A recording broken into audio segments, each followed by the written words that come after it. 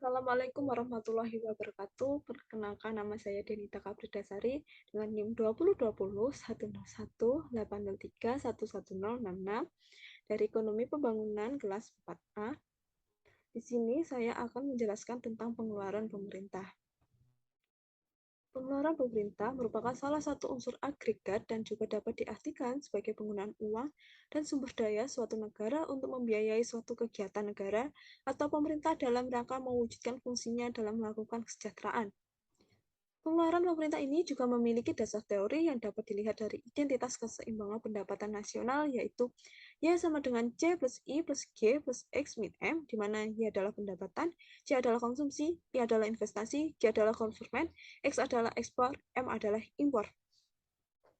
Pengeluaran pemerintah biasanya ini direncanakan jauh lebih dahulu, jadi pemerintah membuat daftar anggaran yang akan dikeluarkan setiap tahunnya.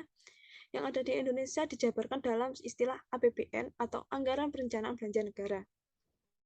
Pengeluaran pemerintah sendiri dibedakan menjadi dua, yaitu pengeluaran negara dan pengeluaran daerah, di mana masing-masing mempunyai struktur pengeluaran tersendiri dan berbeda. Selanjutnya, teori pengeluaran pemerintah. Dalam teori pengeluaran pemerintah terdapat dua teori, yaitu ada teori makro dan teori mikro. Selanjutnya, di dalam teori makro terdapat 4 teori dari para ahli. Yang pertama ada teori Rostow dan Musgrave. Teori ini diperkenalkan dan dikembangkan oleh Rostow dan Musgrave yang menghubungkan perkembangan pengeluaran pemerintah dengan tahap-tahap pembangunan ekonomi yang dibedakan antara tahap awal, tahap menengah, dan tahap lanjut. Pada tahap awal terjadinya perkembangan ekonomi, presentasi investasi pemerintah terhadap total investasi besar karena pemerintah harus menyediakan fasilitas dan pelayanan seperti pendidikan, kesehatan, transportasi. Kemudian pada tahap menengah terjadinya pembangunan ekonomi. Investasi pemerintah masih diperlukan untuk meningkatkan pertumbuhan ekonomi agar dapat semakin meningkat. Tetapi pada tahap ini peranan investasi swasta juga semakin besar. Nah, pada tingkat ekonomi selanjutnya, Rostow juga mengatakan bahwa aktivitas pemerintah beralih dari penyediaan prasarana ke pengeluaran-pengeluaran untuk aktivitas sosial seperti kesejahteraan hari tua, program pelayanan kesehatan masyarakat. Yang kedua, teori dari Adolf Wagner, di mana dalam teori ini mengatakan bahwa pengeluaran pemerintah dan kegiatan pemerintah semakin lama semakin meningkat. Wagner juga mengatakan bahwa dalam suatu perekonomian, apabila pendapatan per kapita meningkat, maka secara relatif pengeluaran pemerintah pun akan meningkat, terutama disebabkan karena pemerintah harus mengatur hubungan yang timbul dalam masyarakat, hukum, pendidikan, rekreasi, kebudayaan, dan sebagainya. Yang ketiga, ada teori dari Peacock dan Wiseman. Dalam teori ini dikatakan pemerintah selalu berusaha memperbesar pengeluarannya dengan mengandalkan memperbesar penerimaan dari pajak. Padahal masyarakat tidak menyukai pembayaran pajak yang besar untuk membiayai pengeluaran pemerintah yang semakin besar tersebut. Meningkatnya penerimaan pajak menyebabkan pengeluaran pemerintah juga semakin meningkat. Yang keempat, ada teori dari batas kritis Colin Card. Dalam teorinya, Colin Card mengemukakan hipotesis tentang batas kritis perpajakan. Toleransi tingkat pajak dan pengeluaran pemerintah diperkirakan kurang dari 25% dari GNP, meskipun anggaran belanja pemerintah tetap seimbang. Dikatakan bahwa jika kegiatan sektor pemerintah yang diukur dengan pajak dan penerimaan lain melebihi 25% dari total kegiatan ekonomi, maka akan menyebabkan inflasi. Selanjutnya, teori mikro. Dalam teori mikro ini memiliki tujuan yaitu untuk menganalisis faktor-faktor yang menimbulkan permintaan akan barang publik dan faktor-faktor yang mempengaruhi tersedianya barang publik. Interaksi antara permintaan dan penawaran untuk barang publik menentukan jumlah barang publik yang akan disediakan melalui anggaran belanja. Jumlah barang publik yang akan disediakan tersebut selanjutnya akan menimbulkan permintaan akan barang lain. Nah, di dalam teori mikro ini terdapat dua rumus. Yang pertama, penentuan permintaan, rumusnya UI sama dengan F kali GX.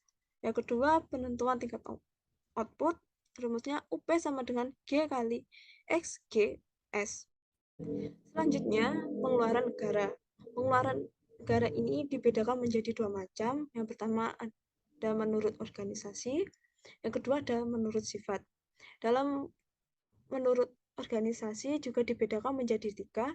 Yang pertama, pemerintah pusat. Dalam pemerintah pusat terdapat APBN yang digunakan untuk meningkatkan kesejahteraan masyarakat. Dalam APBN, pengeluaran pemerintah dibedakan menjadi 2, meliputi anggaran untuk belanja dan anggaran untuk pembiayaan. Yang kedua, pemerintah provinsi. Jika pada pemerintah pusat disebut APBN, maka di pemerintah daerah disebut APBD, yang merupakan hasil dari dana alokasi APBN dari pemerintah pusat dan hasil pemungutan pajak dari masyarakat. Yang ketiga, pemerintah kabupaten atau kota. Nah, dan ini APBD dalam kabupaten atau kota digunakan antara lain untuk pengeluaran untuk belanja bagi hasil pendapatan, bagi hasil pajak, bagi hasil retribusi ke desa kelurahan, atau hasil pendapatan lainnya.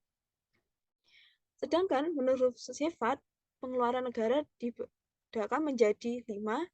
Yang pertama ada pengeluaran investasi, di mana pengeluaran yang ditujukan untuk menambah kekuatan dan ketahanan ekonomi di masa yang akan datang.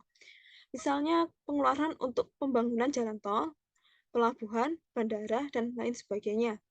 Yang kedua, pengeluaran pencapaian lapangan kerja. Pengeluaran ini dapat memicu peningkatan kegiatan perekonomian masyarakat. Yang ketiga, pengeluaran kesejahteraan rakyat, di mana pengeluaran ini memiliki pengaruh langsung terhadap kesejahteraan rakyat seperti pembangunan tempat rekreasi, pemberian subsidi, BLT, bantuan korban bencana, dan lain-lain. Yang keempat, pengeluaran penghematan masa depan, di mana pengeluaran ini merupakan pendapatan yang tidak dapat memberi manfaat langsung bagi negara. Melainkan, bila dikeluarkan saat ini akan mengurangi pengeluaran pemerintah yang lebih besar di masa yang akan datang. Misalnya pengeluaran untuk kesehatan dan pendidikan masyarakat, pengeluaran untuk anak-anak yatim. Yang terakhir, pengeluaran yang tidak produktif. Pengeluaran ini merupakan pengeluaran yang tidak memberikan manfaat secara langsung kepada masyarakat, namun diperlukan oleh pemerintah, misalnya pengeluaran untuk biaya perang. Selain itu, pengeluaran negara juga berpengaruh terhadap perekonomian. Ada beberapa sektor perekonomian yang umumnya terpengaruh oleh besar kecilnya pengeluaran negara. Yang pertama ada sektor industri. Dalam sektor industri ini secara langsung maupun tidak langsung berpengaruh terhadap barang dan jasa yang akan dibutuhkan pemerintah. Pengeluaran pemerintah untuk sektor pendidikan akan berpengaruh secara tidak langsung terhadap perekonomian karena pendidikan akan menghasilkan SDM yang lebih unggul dan berkualitas. Dengan SDM yang berkualitas, produksi akan meningkat. Yang kedua, sektor distribusi. Pengeluaran negara secara langsung atau tidak langsung berpengaruh terhadap sektor distribusi barang dan jasa, misalnya subsidi yang diberikan oleh masyarakat menyebabkan masyarakat kurang mampu dapat menikmati barang atau jasa yang dibutuhkan, misalnya subsidi listrik, subsidi air pupuk, dan lain-lain. Yang ketiga, sektor konsumsi masyarakat. Pengeluaran negara secara langsung atau tidak langsung berpengaruh terhadap sektor konsumsi masyarakat atas barang dan jasa. Dengan adanya pengeluaran pemerintah untuk subsidi, tidak hanya menyebabkan masyarakat yang kurang mampu dapat menikmati suatu barang atau jasa, namun juga menyebabkan masyarakat yang sudah mampu akan mengkonsumsi produk jasa lebih banyak. Kebijakan pengurangan subsidi, misalnya BBM, akan menyebabkan BBM naik, dan kenaikan harga BBM akan menyebabkan konsumsi masyarakat terhadap BBM menurun. Yang terakhir, sektor keseimbangan perekonomian.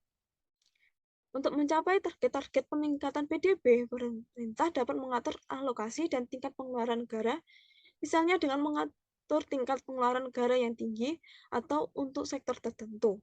Pemerintah dapat mengatur tingkat employment atau menuju full employment.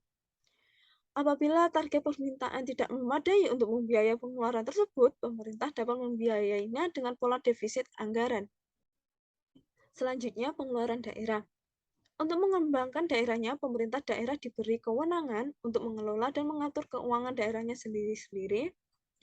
Pengeluaran terbesar dari pemerintah daerah yaitu untuk pendidikan.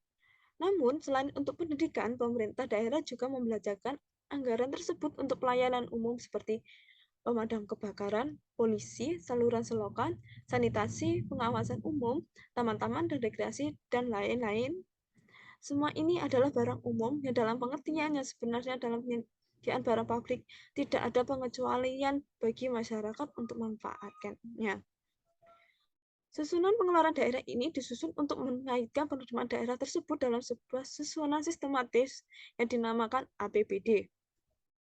Penyusunan rencana anggaran pengeluaran salah satunya kegiatannya adalah untuk mengidentifikasi kebutuhan serta mempertimbangkan kebijaksanaan yang menyangkut pengalokasian pada program-program yang dihubungkan dengan baik dengan tujuan perekonomian secara keseluruhan maupun sasaran spesifik sektoral dan regional tertentu. Selanjutnya, studi kasus. Vaksinasi menjadi instrumen utama pengendalian pandemi dan terus diakselerasi untuk melindungi masyarakat. Seiring dengan kasus harian COVID-19 Indonesia yang terus menurun, mobilitas penduduk kembali meningkat. Hal ini ditujukan dengan indeks keyakinan konsumen sebesar 113 yang berada di atas level optimis. Retail Sales Index juga terus meningkat, yaitu sebesar 14,5%. Selain itu, pertumbuhan konsumsi listrik, industri, dan bisnis yang tinggi mengindikasikan masih kuatnya aktivitas dunia usaha. Hal ini menggambarkan kegiatan ekonomi dari sisi produksi baik untuk manufaktur, jasa, perdagangan, dan lain-lainnya menunjukkan semakin baik. Meskipun begitu, terdapat peningkatan risiko global yang harus diwaspadai, yakni konflik geopolitik Rusia-Ukraina yang telah menyebabkan kenaikan harga komoditas terutama pangan dan energi. Hal ini mendorong inflasi di negara-negara maju, terutama Amerika Serikat, yang direspon dengan pengetatan kebijakan moneter.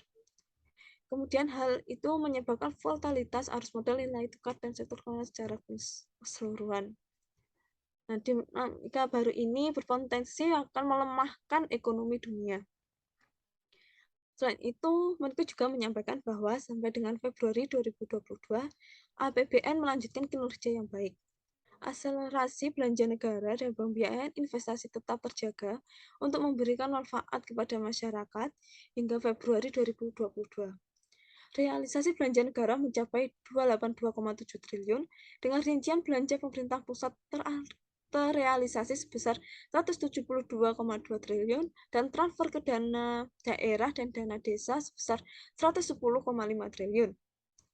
Belanja negara tetap difokuskan untuk kesehatan, namun berkurang seiring kondisi COVID-19 yang semakin terkendali.